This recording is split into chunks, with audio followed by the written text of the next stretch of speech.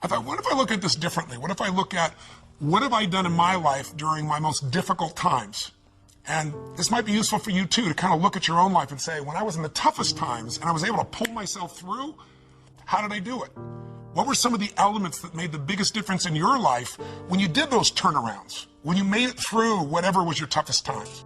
The first thing I believe you got to do to turn yourself around is really take control of your mind, or specifically, you got to feed and strengthen the mind.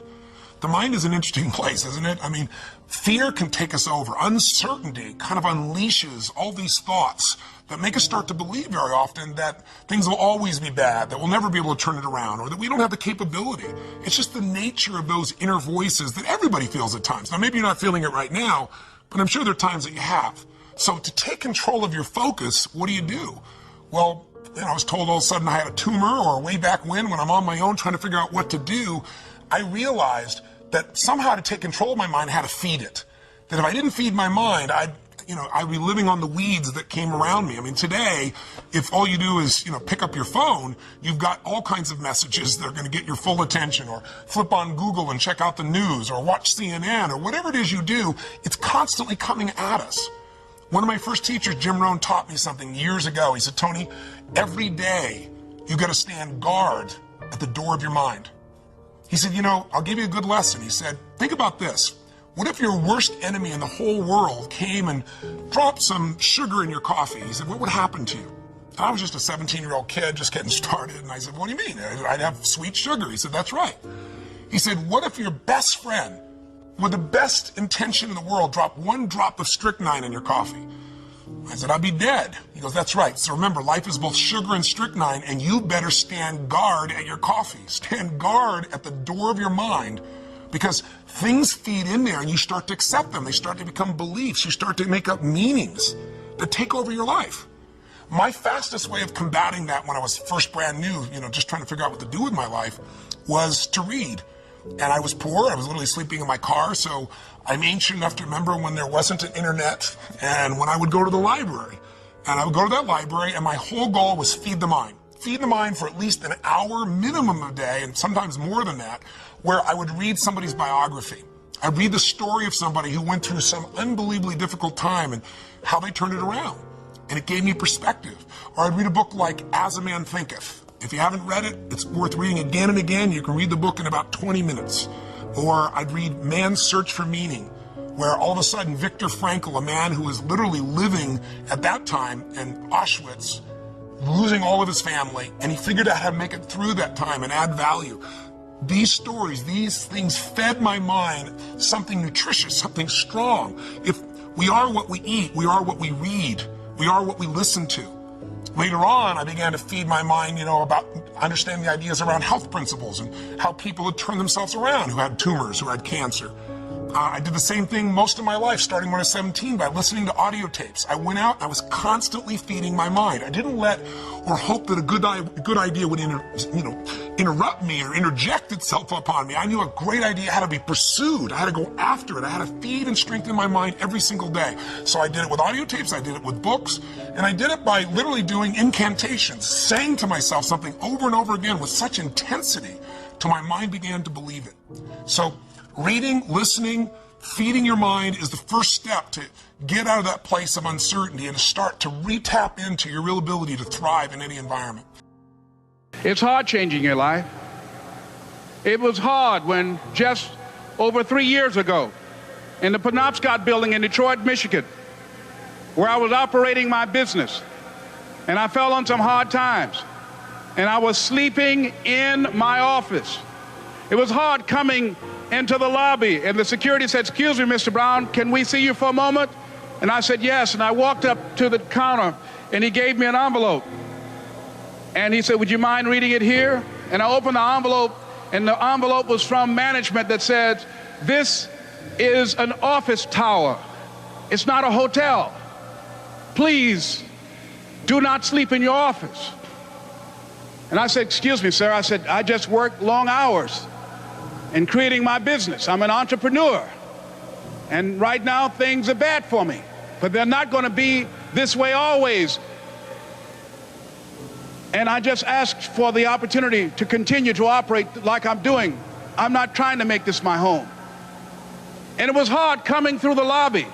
And sometimes they would laugh. There's a guy talking about becoming successful. And look at him. He's bathing in the bathroom upstairs on the 21st floor. He sleeps on the floor. Him and two other dreamers up there. Look at him. It was hard, ladies and gentlemen, coming to speak to people. And I was facing financial difficulties in my own life. I was behind on my bills and my dreams, and I'm saying to them, you can live your dream. It was hard, ladies and gentlemen.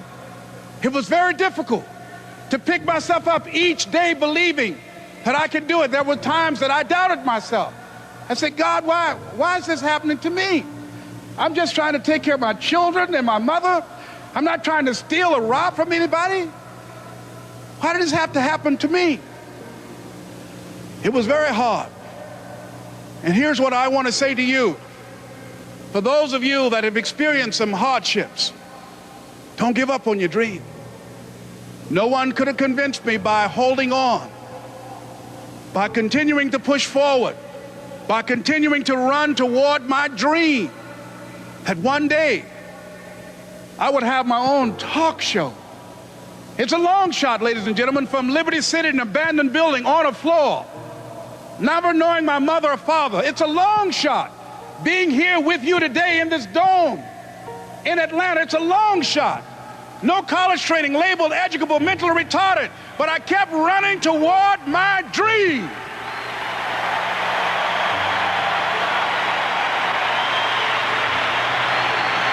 Don't stop.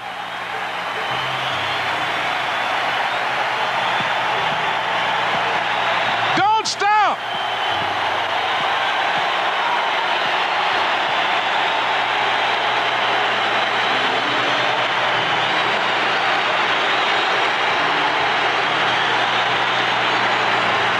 Stop running toward your dream. Here's what I discovered that happens to you in life, that you will go through things, and while you're going through them, you can't understand why it's happening to you. But after you go through it, you get back and you look at it and you say, oh, now I understand why I needed that lesson. Have it ever happened to you? Raise your hand. Has it ever happened to you that I couldn't understand it then, but after I got through it, then I saw that that was preparing me for bigger and better things.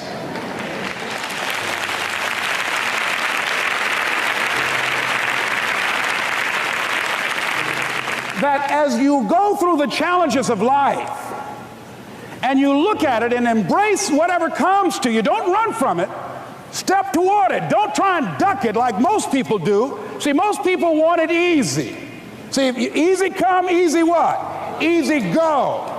See, but when you go at what you're going to deal with and you deal with the difficulties of it, when you handle those hard things close at hand, making those hard decisions right now that you don't want to make, learning those things that you don't like to do, but you know that in order for you to get where you want to go, this is one of the hoops that you have to flip through.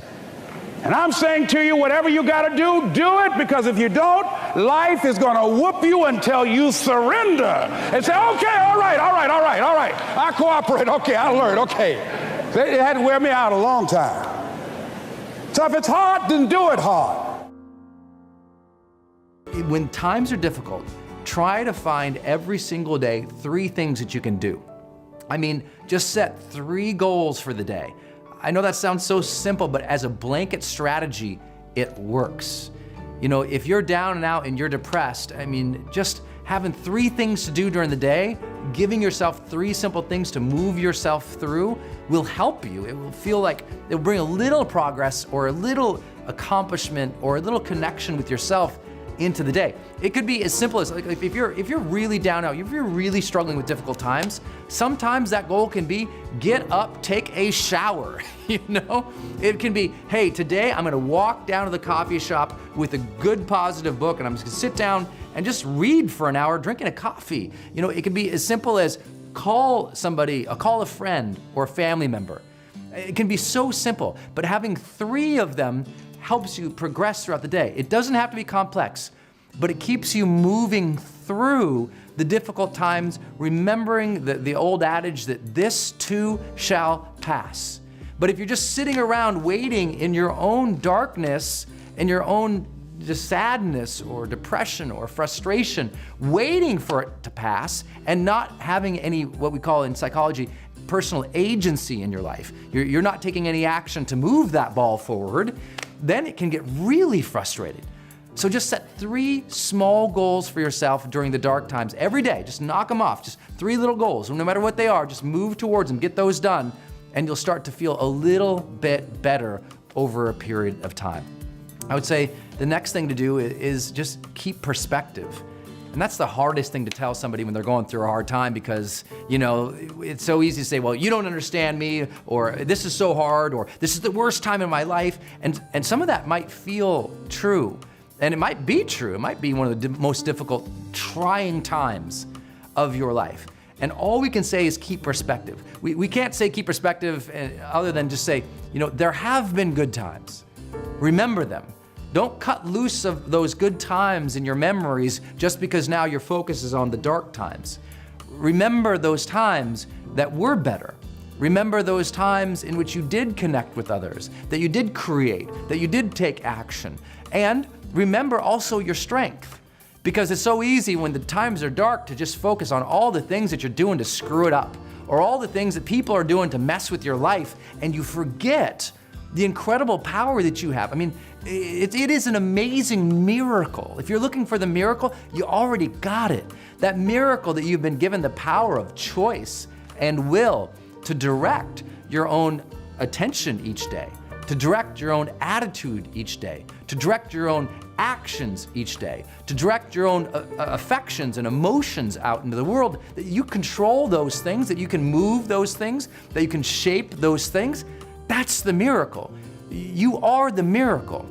You've been waiting for something to show up and change, and I just say, you've already been given the gift. Now you have to activate it.